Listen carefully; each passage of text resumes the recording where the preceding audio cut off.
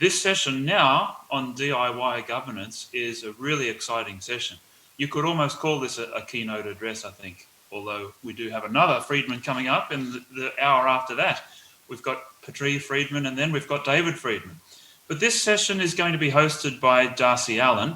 Darcy is from the Blockchain Innovation Hub at RMIT University. He's a senior economist there. Darcy, do you want to introduce the speakers for us? Fantastic. Thank you very much, Mark and John. I must say I'm super excited to be here. Good morning, good afternoon, everyone, wherever you are. I want to give a little bit of an introduction to this topic before we get deep down into the speakers. What we've arranged here is we've arranged a bunch of speakers who are world leaders in not just thinking about special jurisdictions and charter cities, but are on the ground building this stuff. So before we get into it, why should the Liberty Movement care about this area? Well, it would be easy to think that these are kind of fringe things that the Liberty Movement does, that what we should really be doing is engaging in politics, arguing for tax cuts and deregulation, and defending our liberties in politics. Well, this is a completely different strategy, and I think it's a really innovative and important way or direction that the Liberty Movement should go. And that is that instead of trying to fix existing jurisdictions, why don't we just build new ones? We can treat governance itself as a kind of technology that we can innovate on. We can have competition in it. So we know well in markets that competition is a fantastic thing.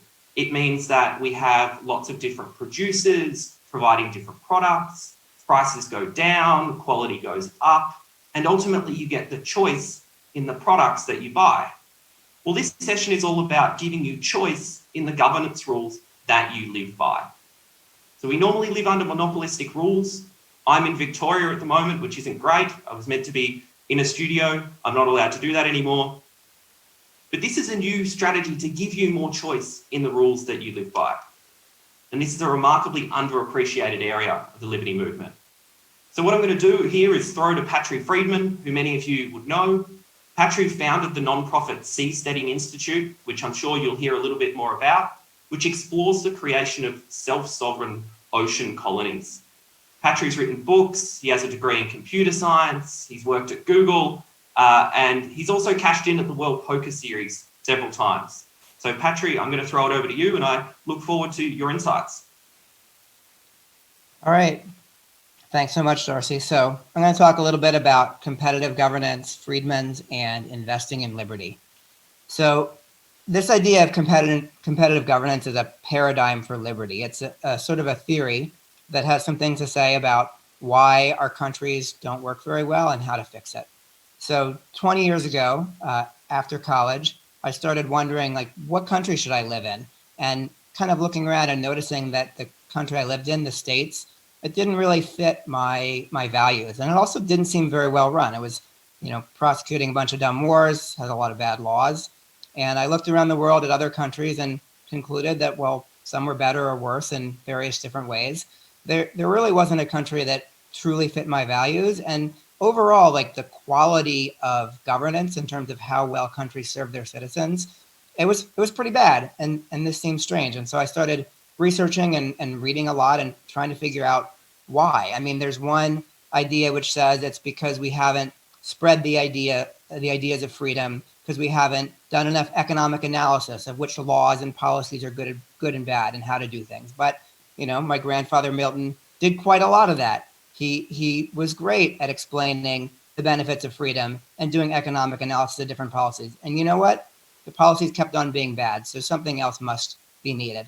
And then I got into public choice economics and read the half century of Nobel Prize winning research on why democracies don't tend to produce good laws that benefit the masses.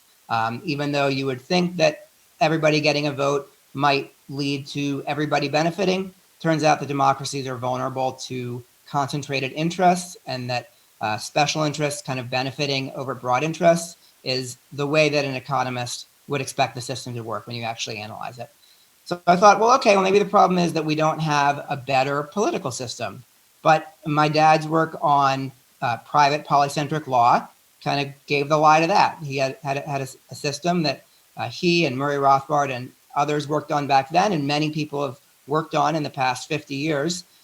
And there's actually some really strong theoretical arguments using the lens of law and econ that polycentric private law would produce optimal law, meaning law that provides the most benefit to the most people. So the problem wasn't that we hadn't made enough arguments, and the problem wasn't that we had a good system. So what was the problem? The problem is there was no place to do it. It didn't matter that we had ideas for better political and economic systems. There was nowhere to build them. And so I kind of came up with this idea of looking at government as a market. So thinking about government, coming from Silicon Valley, I spent 10 years at Google, through the lens of an industry analyst. So like if we looked at government as an industry, what qualities does it have? And it has these really bad qualities. It has an incredibly high barrier to entry. What do you have to do to start a new government? You got to win an election. Even then, you don't really have a new government. You just have to fight with the deep state. Or maybe win a revolution. And, none of us want to do that. We're peaceful folk. So the barrier to entry is insane. It's almost impossible to start a new country. And also the cost of switching is really high. If you want to switch from one country to another, which would create competitive pressure on the countries, well, it's pretty difficult, as Dave Rubin mentioned. Not a lot of switching countries. And so this analysis says, hey, wait a second. The problem is that we don't have startups. This is a natural thing for a Silicon Valley guy to think. If we could have startup countries that would try out new legal and political systems like private polycentric law, then we could actually get innovation. We could try new things, see what worked better, copy what worked better, and advance things the same way that all our other technology advanced. Now, and this is seems especially right from the code perspective, because laws are code, meaning that like a legal system is a set of operations. It's an algorithm. It's a list of rules. It is much more like software infrastructure that can be open source, remixed, copied, applied from place to place than physical infrastructure, where like if you want to change the electricity grid of a city, you have to build a new electricity grid. But law is not like that. And I don't want to neglect the kind of cultural factors of law and institutions, which do matter a lot. But there's this big aspect of law where it is a lot like an operating system, but we don't treat it that way. We don't build new cities and new countries by copying the best laws that exist and importing the best modules. Instead, countries use their homegrown legal systems, some combination of the law of their native land plus whatever colonial power happened to conquer them in the last couple hundred years and whatever mishmash of laws they put on top.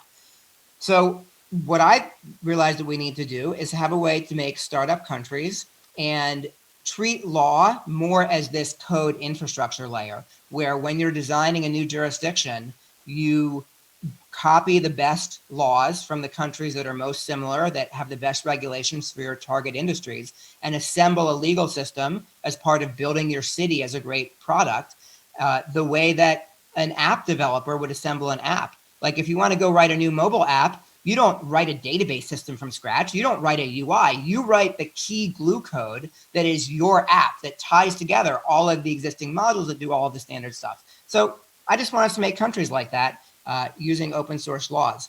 Now, back 15, 20 years ago, when I first had this idea, countries were not at all willing to try governance experiments. There was no charter cities movement at that time.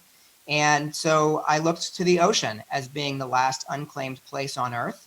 It has a really good legal structure. Now, it's not the case you can just go on the high seas and do whatever you want, like some people think, but there's an almost private polycentric law-like aspect to the ocean of admiralty law, where a ship flies the flag of some country it's registered with, and it's like a floating embassy of that country, where if you're out past 12 nautical miles, it's under that country's jurisdiction. So this is a really cool virtual competitive association. And Joe Quirk will tell you a bit more about seasteading later. So that's what I worked on at that point. And then in 2010, the country of Honduras created this innovative program called the Zeta program. And the idea here is that they are creating these small bubbles of area that have to follow the Honduran constitution and criminal law, but they can bring in their own commercial law. And a company would apply to the government with what their laws are going to be, like where they're copying from, what the oversight is, what the courts are, how they're going to keep it honest. why it will be good for the country. And then when Honduras approves it, the developer can then create this zone and profit by collecting the taxes as well as the leases. So this was a very innovative program. I worked with Honduras for a couple of years, had the first MOU with them. They unfortunately were not really ready to execute the program at that time. But in the 10 years since then, things have really picked up. And the Charter Cities movement, which Mark's going to tell you about, picked up steam. And this is an idea. It's a new way of doing international development that kind of fits into this competitive governance framework where a country will take generally an empty piece of land, designated as a special administrative region, sort of like Hong Kong or Dubai International Financial Center. And that region, they'll then work with a private developer to establish new laws within that country's broader legal framework. It'll often have independent courts and police. And so this is a way of kind of unlocking this competition in law and government that I'm so interested in. And I think it'll make our lives so much better, because if we have a world where instead of countries sitting there with their old legal systems and having these really terrible processes like giant elections every couple of years to send a few bits of information to our representatives to change them, like government's going to keep not on improving and we're not going to get innovation. But if instead we create new jurisdictions that copy best practice laws and learn from each other and open source their laws and fork them and edit them, then we'll see law evolve much faster. And so I started, in the last couple of years, I started Pronomos Capital, the first venture capital fund dedicated to this. Our anchor investor is Peter Thiel. We've got some great investors like Mark Andreessen, Balaji Srinivasan, Naval Ravikant, Roger Ver, a lot of great freedom-loving entrepreneurs. And we're investing in a portfolio of these cities and doing a lot of work to help them succeed. So the basic business model, I want to bring it back to freedom and investing in liberty before I wrap up, or to wrap up. The basic business model of these cities is that you take land that does not have GDP, you create economic activity, GDP, you then capture a portion of that economic activity via taxes or rents, and now you've made money and you've made the world better by making economic activity and giving people jobs. And so it literally is a business model of rezoning land with better laws and more freedom in order to make the land worth more by making it a place where people can work and earn more. And so our mission is, over the next decade or two, to create a systematic process for rezoning land with better laws and work with governments and citizens around the world to implement it. So the idea is that again and again and again, we're going to work with the government to designate a bit of land, and we're going to create economic activity on that land by making better laws. And this will allow people to get to move for economic opportunity within their country, instead of having to leave their country for economic opportunity, as so many people do nowadays. We can bring that to them through these zones. And so, the business model, I think, is fascinating from a liberty perspective, because a lot of us have been saying for a long time that if you kind of want to spread freedom, you have to find a way to make it pay. Like, you have to find a repeatable process, and repeatable and sustainable means profitable. And if freedom is better, then better laws should lead to happier people, better jobs, and more money. I think that that's the case, and we're going to try to prove it. So this repeatable process is like, bring freedom to land. Land is worth more. People profit. Governments profit because now they have more tax revenue. They have more jobs. And most especially, it benefits the people who can work better jobs now without leaving their country. So that's what I work on. I hope to hear some interesting questions later. You can find us on the web at Pronomos VC, website pronomos.vc. Twitter is my main communications medium. So check us out, and maybe some of you will start some charter cities. Fantastic. Thank you very much, Patrick. I love that you're talking about this idea of forking and editing and innovating on governance, because we're seeing this in special jurisdictions, as you mentioned, and we're also seeing this revolution in the tech world as well. So we're seeing this in blockchain and smart contracts, where we sit kind of at a remarkable time now where I sit in a particular jurisdiction today, but I could decide to sign a contract into a smart contract in a blockchain rather than go to the territorial court that is just down the road. So we're seeing innovation of governance on multiple different fronts, and I love this area of work.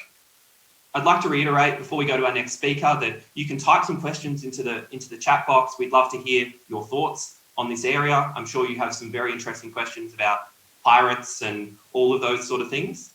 But now I'm going to cross to Dr. Mark Lutter for a presentation. So Mark is the founder and executive director of the Charter Cities Institute, as well as the host of the Charter Cities podcast. He's on the board of directors of Explorer Academy, a Zambian education platform. He has a PhD in economics from George Mason University, where his research focused on charter cities. So over to you, Mark, and I look forward to hearing about how everything is going with charter cities in your world. Great, thank you. And thanks for the introduction, Darcy. And I guess to start by building off Patrick's point, I mean, Patrick was, I guess, one of the people who kind of inspired me and helped shape me down this track. And the last point he made is that I think, right, for social change, it helps to have a profit motive. If we look at part of my interest in charter cities began because I got a little bit frustrated with the typical libertarian model of social change, where everybody reads Hayek, the use of knowledge, or not the use of knowledge in society, the socialism and the intellectuals.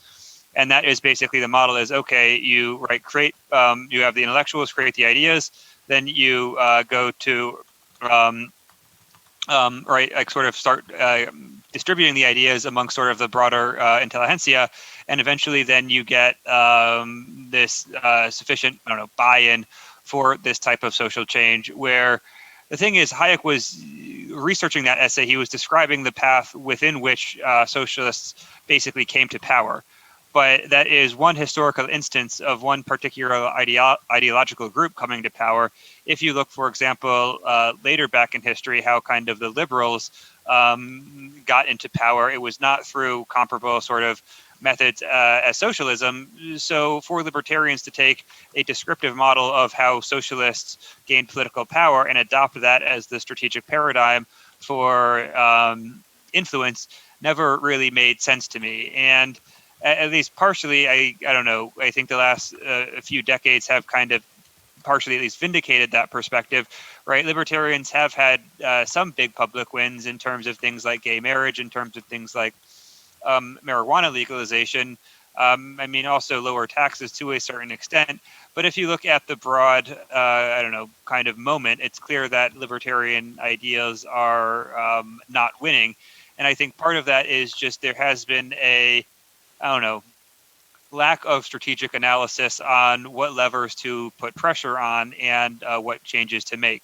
And the advantage of charter cities, as Patrick mentioned, is that there is a land developer who will get quite wealthy, as well as all of the investors in that development, with this zoning reform that brings about more economic liberalization. So basically my, interest started, I had just finished undergrad and I was listening to a talk where a guy named Michael van Natten, who was a Dutch lawyer, was mentioned. And Michael van Natten married into a Somali clan. He wanted to build a free port in Somaliland. And being a very rational 21-year-old, I thought, okay, great, this is a fantastic idea. Let me see what I need to do. Fun fact, there is actually a free port currently being built in Somaliland in Berbera by Dubai Ports World. They're investing about $400 million. So perhaps that idea isn't as, absurd as might be upon first glance. But that effectively took me down the rabbit hole. Michael van Natten at the time was unfortunately had passed away, but the editor of his book, a guy named Spencer McCullum, who is kind of within this old school bucket of libertarians. I went to visit him in Mexico and went down the rabbit hole. I met Patrick, I think, later that year in Roatan. There was a Free Cities conference. And at that time, it was around 2010, 2011, there was a lot of excitement about what was going on in Honduras, because this law that, at least on paper, was sort of very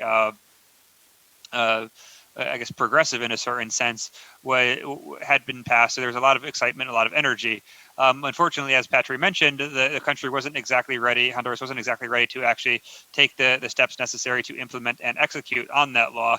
And basically what happened is, right there, I actually moved to Honduras. I started my PhD at George Mason. I moved to Honduras in 2014, stayed there about 6 months because there was another kind of burst of excitement in hoping that things would occur there. But unfortunately, they didn't. I came back to the U.S., finished my PhD. But what I was seeing is that there was this, what might be described as a broader interest in kind of special economic zones and charter cities. Paul Romer at the time, right, he gave his TED Talk in, I believe, 2009 on charter cities. He was involved in Honduras as well as Madagascar, but left both and then basically started to stay quiet. So there was this kind of group of people interested in competitive governance in charter cities, but there had been several relatively high-profile sort of attempts that hadn't turned out as successful as would have been hoped. And basically, because of my academic background, I realized that while there was a lot of value to be added from kind of the startup world and the libertarian world, for charter cities to become successful, you basically need a very wide degree of stakeholders. Right, institutional change requires the allegiance of sort of the people who, at least some of the people who will be subject to that institutional change. And so there has to be this kind of broad-based collaborative movement and discussion to ensure that you do end up with these types of reforms, because otherwise it's like, even if you get them in the first place, like Honduras, you had them on paper, the implementation can struggle a little bit. And so what I kind of realized is that via the Charter Cities Institute, what we could do is start partnering with some of these organizations like, for example, the UN, the World Bank. The World Bank Doing Business Index, for example, is very highly correlated with most economic freedom indices. However, at least in sort of academic economics, the Economic Freedom Index, whether it's by the Fraser Institute or by Heritage, isn't very widely used. It's seen as too politicized. It's seen as too ideological. While the World Bank Doing Business Index, even though it aligns on, 80, 90% of the categories, is seen as sort of more academic. And so you can start a different set of conversations there.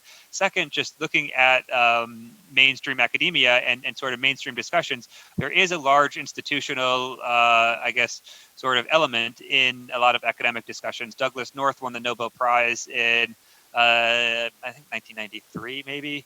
And he was one of the sort of big institutionalists, major influence on my work.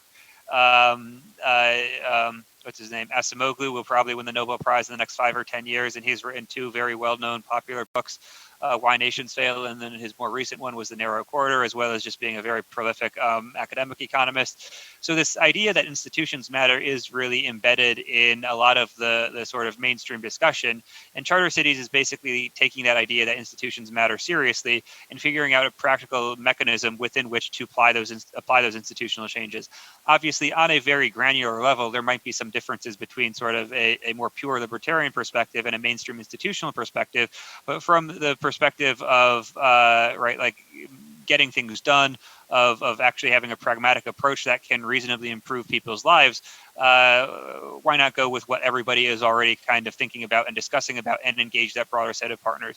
So in addition to kind of the mainstream economic, academic, international development community, what we also saw was that there were a lot of people who were building new cities.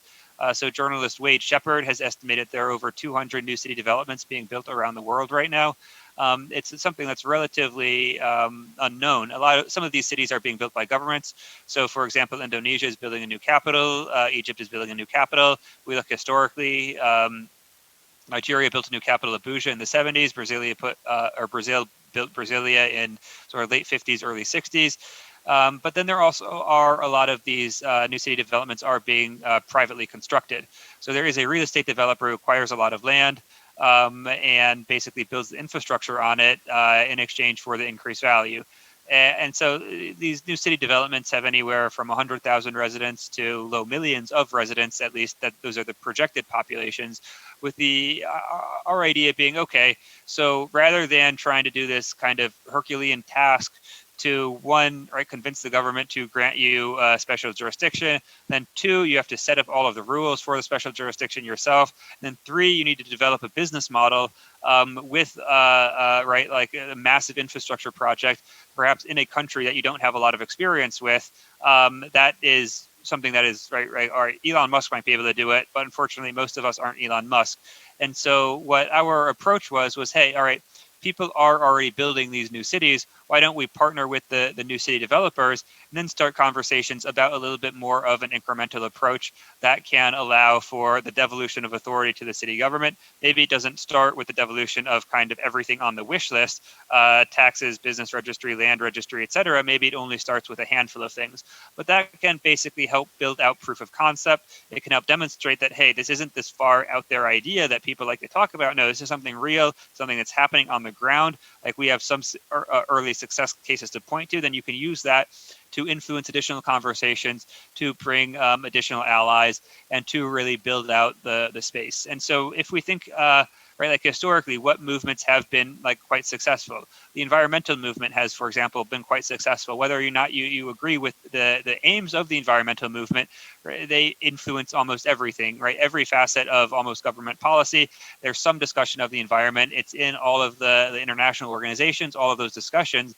And so if we want to affect change, we should study movements like the environmental movement that have been very successful at influencing broad sectors of society to lead to these changes in ideas, these changes in understanding that can help get these changes on the ground going. And so far, I mean, we're relatively early stage in terms, we've existed 2.5 years, but we have been relatively successful in building out some of these partnerships and some of these conversations. For example, we've started sort of reviewing some documents of UN organizations working on special economic zones to try to get our ideas in there, our conversations in there. But the most exciting thing, I think that, I guess, let me back up a little bit. The other thing I think that's important to consider with charter cities, right? The governance is obviously a crucial factor. It is the crucial factor defining a charter city. If it doesn't have these governance reforms, it's not really a charter city.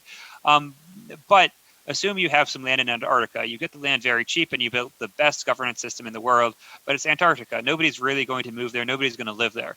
And so in thinking about where charter cities might be located, there are additional aspects to take into consideration as well as governance. So things like, what is the urbanization rate? If you look at the US does not have particularly strong demographics. Our population is growing, but our birth rate is below replacement. So the population growth comes primarily from immigrants. So if you are building a new city, the question is, why build this new city when you have a lot of cities? You have some cities in the Midwest that basically have very low cost or almost free housing because there have been population declines there. You have some successful cities like New York, like San Francisco, that keep attracting people that might want to live there. But even though you could get land to build a new city in the US, the question is, why would people want to live there as opposed to a competing city? Well, if you look at somewhere like Africa, Africa will have an additional about 900 million new urban residents by 2050. So this is a huge number of new urban residents. They need the opportunity to improve their lives. They need the opportunity to have a degree of economic freedom so they can become, gain more skills, become productive, and really engage in the global economy, which is unfortunately not happening today. And so then in addition, right, you need to think about the population dynamics of the region in which you might be considering the charter city. In addition to the population dynamics, you need to think about regional infrastructure. So is there access to a port? Is there access to an airport, right? You could build your city in the middle of nowhere and build your own port, your own airport, but then that becomes prohibitively expensive. And the advantage of charter city developments are they have the potential to be profit generators. And so you need to make these decisions based on an understanding of what the potential return on investment is, and how that might factor into this broader sort of scheme of things. So you need to be friends with the government. You need to partner with the government. Maybe set up a tax sharing system where even if you have your independent tax administration, you send some of the money to the government every year to keep them happy. You need to make sure you're plugged into a dynamic regional economy that hopefully is growing, where you have infrastructure that's already somewhat developed that can allow you to trade with the broader region with a rapidly urbanizing population. So in addition to building out some of these relationships with some of the international organizations, we've also started to do is build out relationships with new city developers. And so one of them, for example, I'm on the board of Explorer Academy. It is being built in conjunction with a new city in Zambia called Nkwashi. So Nkwashi is about 12 square kilometers, 3,100 acres. It is being built about 40 minutes outside the central business district of Lusaka, the capital of Zambia. The target population is about 100,000 residents. The first residents are moving in this year. We visited twice. We signed a memorandum of understanding with the Zambia Development Agency in February, but unfortunately COVID and Zambia is in the middle of a debt crisis. Our follow-up has been a little bit lacking on that front, but we're looking to engage to see how we can improve their existing special economic zone law. In addition, the project is basically trying to develop a little bit of a tech ecosystem because Zambia is a copper economy, so everything is dependent on the copper price. And they don't want to be dependent on copper price fluctuations, so they need to export. Zambia is also landlocked, so exporting is quite expensive, at least exporting goods. So they can export services if they have a tech sector where people are working for American or European firms, and therefore the inflows, cash inflows to the population are in a currency that is not the local currency, and therefore the city developer is a little bit insulated from local sort of economic troubles in the region. And we're also working with a handful of other projects too in Nigeria. And so I guess to conclude, as we see the space develop, right, there's basically a lot of moving parts that we have to get right. One of the sort of, I think, at least from our perspective, more exciting things, if you're building new cities with 1 million residents, you basically need to develop a new administrative class for those cities. So you don't want to hire from the host country per se, because that's the governance system that you're trying to avoid, and you don't want to take those bad habits with you. You could attract some expats, but you're probably not going to be able to staff the entire city with expats. So you might be able to get some expats who want to come back, kind of rebuild their country, engage in some meaningful work. But then in addition, we've started to think about partnering with education institutions to start developing coursework that basically can train people how to be charter city administrators, right? Like, this is a monumental project. We're in the very early stages. So it's kind of, right, putting on your thinking hat, figuring out what steps can we actually do to coordinate all these different moving pieces and ensure that everything is kind of falling into place at the same time to ensure that these cities can be successful. We can continue to build momentum as a movement to grow and to reach these milestones, to attract more interest, to attract more resources, and to help lift tens of millions of people out of poverty with economic freedom. So with that, thanks. And I guess I'll turn it over to Darcy. Fantastic. Thank you very much, Mark. That was very, very interesting. I'm an institutional economist as well, so I'm well and truly on board with all the idea that institutions matter. But what we also need to understand is that those institutions are contextual, and we as libertarians don't know what the correct set of institutions are. So I love seeing these special jurisdictions in the context of they're a mechanism to try and discover what the best institutions are. Now, what I'm going to turn over to next is Joe Quirk, who's pre-recorded a session for us. Joe Quirk is the president of the Seasteading Institute and the co-founder of Blue Frontiers. He is a science writer, a novelist, and a memoir ghostwriter with a national bestseller in each category. He is the co-author with Patrick Friedman of Seasteading, and he leads a team establishing the first floating community with unprecedented political autonomy in the waters of a host nation. So I'll turn over now to Joe. Hi, I'm Joe Quirk, president of the Seasteading Institute, and I am here to stage an intervention. Stop arguing and start demonstrating that freedom works. This is a photo of our planet taken by a seasteader friend of mine who founded his own seastead company. That green spot up top is Hawaii. We don't live on planet Earth. We live on planet Ocean. Nearly half the world's surface is unclaimed by any nation state. Much of that water is very calm, tropical, low waves, no hurricanes. And in 2019, the first floating home was built on the Blue Frontier. Seasteads are floating societies with significant political autonomy, and by their very nature, they are better than sustainable. Seasteads are environmentally restorative societies. Robert Ballard, the famous oceanographer who discovered the Titanic, he's been called Carl Sagan with gills. He gave a famous TED Talk where he concluded, why are we not looking at moving out onto the sea?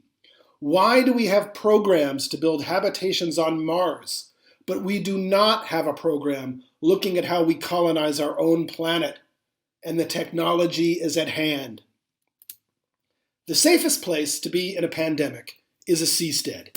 Here is a list of countries with 0 reports of COVID cases as of early April.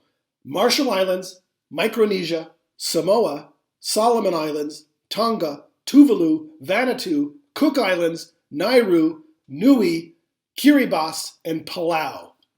Discern any pattern? Almost all continental nations report 0 COVID cases. Almost all island nations report 0 cases.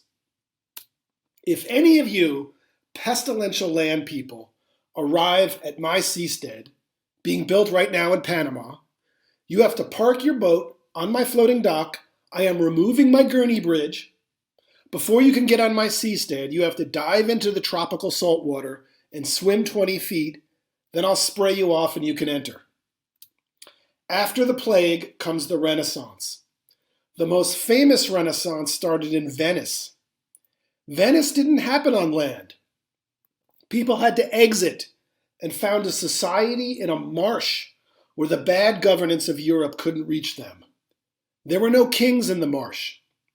Venice would cure the world of feudalism. Seasteads will cure the world of statism. Better examples are how this happens. Steve Wozniak worked at Hewlett-Packard, but he didn't change Hewlett-Packard from inside Hewlett-Packard. Once they rejected his design for the personal computer 5 times, he left and founded Apple. Forget the personal computer. How about the personal government? This is the Seapod being developed right now by the company Ocean Builders. Seapods require no investors. They're cheap enough to go straight to customers. If we can flag this, we don't need to convince the majority. We just need to convince 1 customer, then 2, then we scale up. This is not a new technology. The challenge for seasteaders has always been, how do you bring the price point of this down from billions of dollars to something a middle-class family could afford on the high seas? These will cost less than the average American home. Imagine each seapod with a different flag. Panama, the Bahamas, the Cayman Islands, little bits of sanctioned sovereignty next door to each other. I don't want a free society. I want thousands of free societies, each family-sized, each competing with each other. We want a swarm of discovery machines. I call them Hayek Islands. At first, they'll be an oasis for libertarians, but quickly they'll become a discovery process, finding solutions that even your favorite libertarian theorist can't imagine. Nicholas Nassim Taleb popularized the black swan, but our seastead lawyer, Tom W. Bell, author of Your Next Government, From Nation States to Stateless Nations, writes about the golden swan, the solutions nobody predicted, but evolution discovers through trial and error. Golden swans float. The aerospace engineer who designs and funds the Seapod has developed a new technique which I named coralcrete. They're going to encase the spar in biorock that grows 3 times as fast as previous processes. Unlike the foundation of whatever building you're sitting in, seasteads encased in coralcrete are an appreciating asset at sea, getting stronger over time. Coral gardens. Next time somebody asks you if your startup society is sustainable, you say, sustainability? Man, that is so 2019. Seasteaders have already moved on to environmental regeneration. Join us. This is how we win. Ecotourists will stay on a CB&B without changing their ideology. As of 2019, we have the marine technology. In 2020, we need the legal technology, which is a custom-made Seastead flag. Here's how you can help. Tom W. Bell and I need introductions to important people in flag registries around the world. In my opinion, a specially designed Seastead flag is the holy grail for free societies. If you build it, they will come. Bad governments are founded on monopoly control of land. Seasteads are the technology to decentralize the very ground beneath our feet, the technology for voluntary societies, the technology for variation and selection among societies, a research and development zone for better governance, the machinery of freedom to choose. Technology beats philosophy every time. Stop arguing, start building seasteads. You want details? Read this. Rave reviews from the Wall Street Journal, Reason, and conference speaker Matt Ridley. You can't get out of it, Matt. You're on the book. People ask if stories are based on reality. Man, reality is based on stories.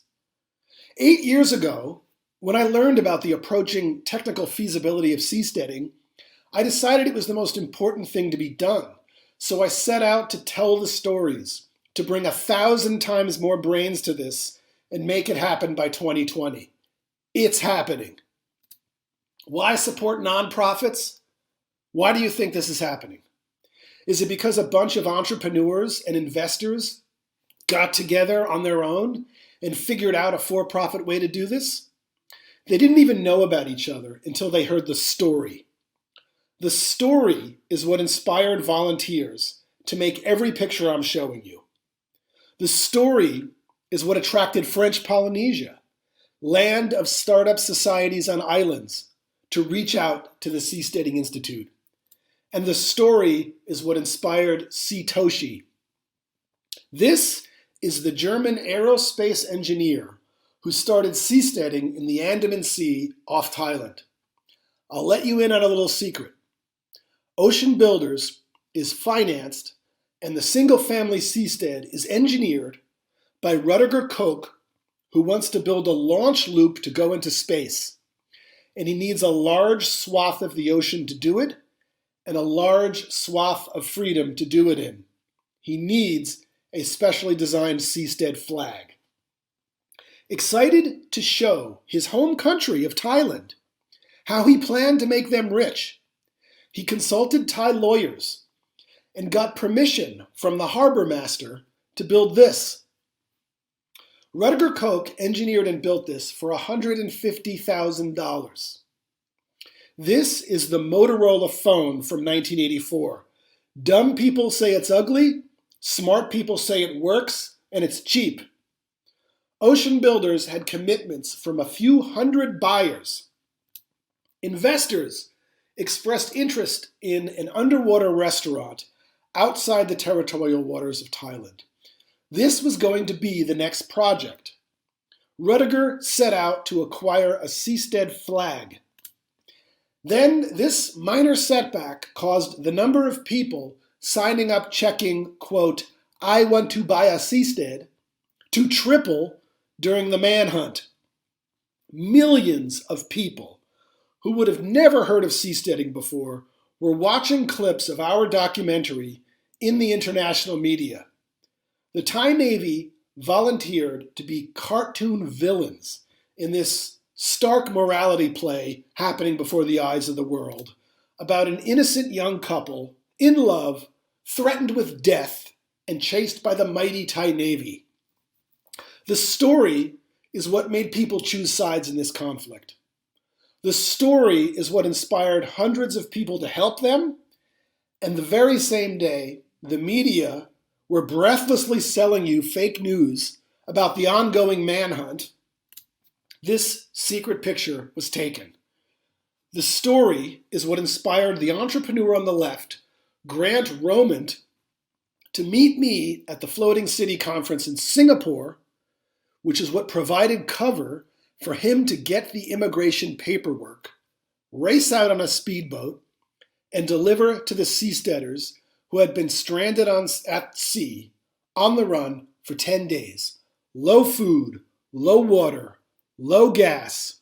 Grant delivered the legal entry paperwork 1 minute before the Singapore police surrounded them with gunboats while military fighter jets circled overhead. That is Rutger Koch facing down the gunboats. Grant Romand, their rescuer who took this photo, is now CEO of Ocean Builders. Why did he pull himself out of retirement to do this? A few weeks before, I told him the story of seasteading. He said, quote, "I'm in with both feet." He contacted Ocean Builders and said, "I'm moving to Thailand." Then after this, he followed them to Panama, where he designed the Seapod for Panama. Ocean Builders will invite all seasteading companies to join them as they work on securing an ocean concession from the government of Panama. We call it a sea zone. The story is what made Panama invite us to the presidency. The Seasteading Institute and Ocean Builders met with several government ministers in Panama and local libertarian entrepreneurs who ran the second largest special economic zone in the world in Panama. Hector Alexander, the Panamanian Minister of the Economy and Finance, studied under Milton Friedman in Chicago. Libertarians have infiltrated the Panamanian government. They know damn well why they got rich. Panama City, 1980. Panama City, 2020. 4 special economic zones. The second largest in the world, next door to this, formerly presided over by Sir Pierpoint, who is currently hosting Seapods being produced in his personal marina. Hey, all you wealthy libertarian donors, stop funding the arguers, start funding the pioneers. Seasteading isn't crazy. Politics is crazy. Demonstrate freedom works, and you'll change your government as significantly as Hong Kong changed China, as fundamentally as constitutional republics in North America changed the old world. How do you think the free world won the Cold War? With nuclear war? With rational arguments? No, by better examples. The Soviet Union collapsed because of blue jeans and the Beatles. The Soviet people could see freedom was more fun, and they wanted it.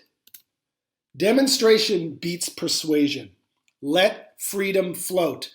The blue frontier waits to be discovered. Support the storytelling that is driving seasteading in the imaginations of next year's heroes, because this is the immediate future. The ocean renaissance is fast approaching. Please make a big donation. We accept Bitcoin. The Seasteading Institute is funded entirely by individual donors who think outside the box of the state. Oceans first, Mars next. Thank you for listening.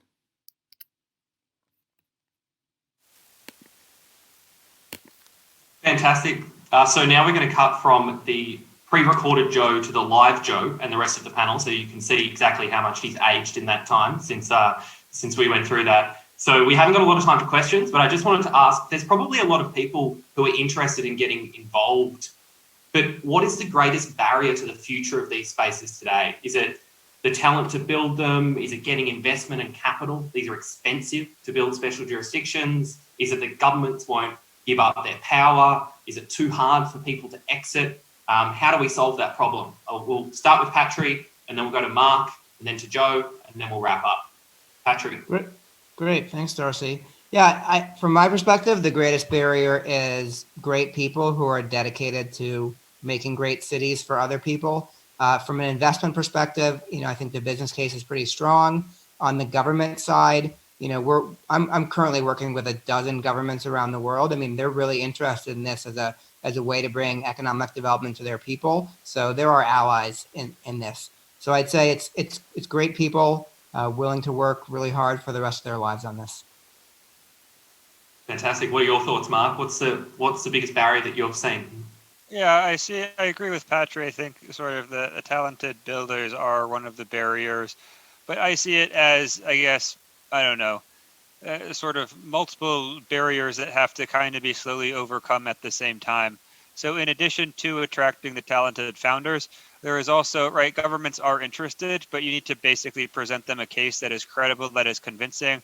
They're not going to say yes to anybody, so they might express interest, but then can you put together that package? Second, right, like the early stage funding, it's there. It's hard to raise at this stage, but it at least exists because of people like Patry.